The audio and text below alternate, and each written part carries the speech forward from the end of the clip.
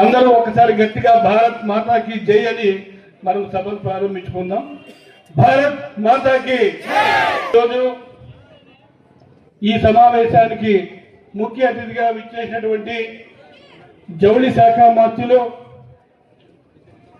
అందరూ, అంటే మనము డొక్క సీతమ్మ గారిని పేరు విన్నాము, చదువుకున్నాం కానీ చూడలేదు.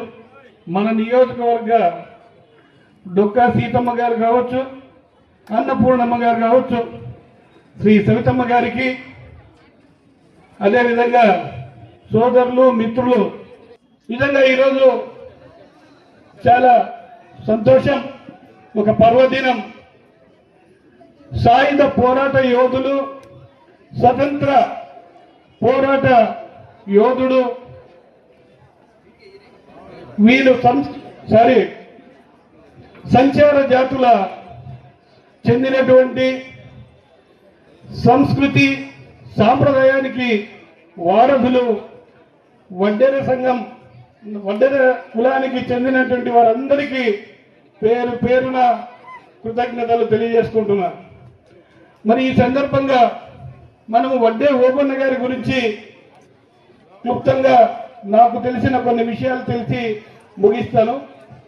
వడ్డే ఓబన్న గారు 1816వ సంవత్సరం జనవరి 11వ తారీఖున జన్మించారు. రేనాటి ప్రాంతానికి చెందినటువంటి వడ్డే ఓబన్న గారు ఆనాడు ఈ రేనాటి అనేది 1816వ సంవత్సరం నాడు అది ఒక పెన్నా కృష్ణా నదీ పరివాహక ప్రాంతంలో ఉన్నటువంటిది, అంటే మన రాయలసీమ జిల్లాలకు చెందినటువంటిది.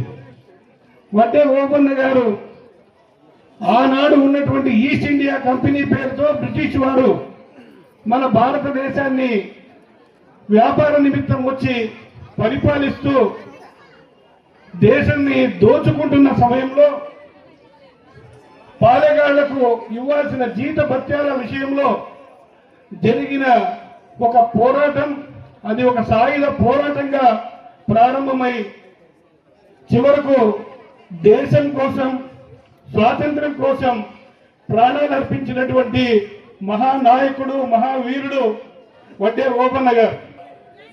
ఒక 3 సంవత్సరాల నుంచి స్వాతంత్రం కోసం పోరాడినటువంటి బడుగు బలహీన వర్గాల ఆశాజ్యోతి అయినటువంటి వడ్డే ఓబన్న గారి విషయాన్ని ఈరోజు ఇప్పుడు బయటికి రావడం జరుగుతుంది. మీ అందరికీ విజ్ఞప్తి ఏమంటే, మనము విగ్రహాలు ప్రతి చోట ప్రతిష్ఠ